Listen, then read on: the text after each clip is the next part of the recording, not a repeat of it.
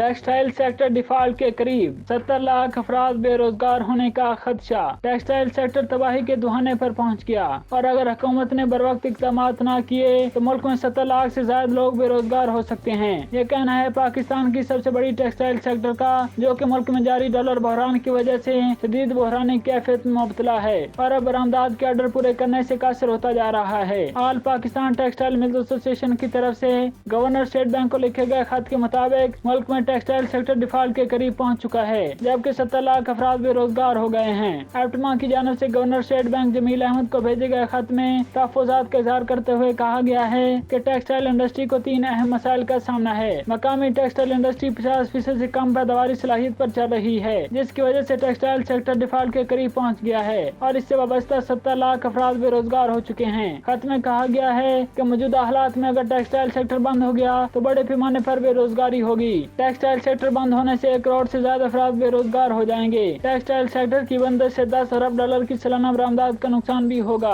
एप्टमा की जानिब से बताया गया कि सैलाब और बारिशों से कपास की मकामी पैदावार 50 लाख गांठ से कम की सतह तक रह गई है। मुल्क में कपास की 2 अरब डॉलर मालियत की मसावी पैदावार कम रही है। पाकिस्तान को कपास की 1 करोड़ गांठ कपास दरामद करना पड़ेगी। मुल्क में दरामदी कपास के लिए बैंक एलसी नहीं खोल रहे, जबकि टेक्सटाइल मिल के पास कपास के स्टॉक खत्म होने के करीब हैं। एसोसिएशन का कहना है कि मकामी टेक्सटाइल इंडस्ट्री कपास की दम दस्तियाबी से मुकम्मल तौर पर बंद हो जाएंगी। एप्टमा ने गवर्नर स्टेट बैंक से कपास की दरामदी एलसीज फौरी खुलवाने की दरखास्त करते हुए बताया कि दरामदी कपास की कंसाइनमेंट पहले ही बोर्ड पर फंसे हुए हैं।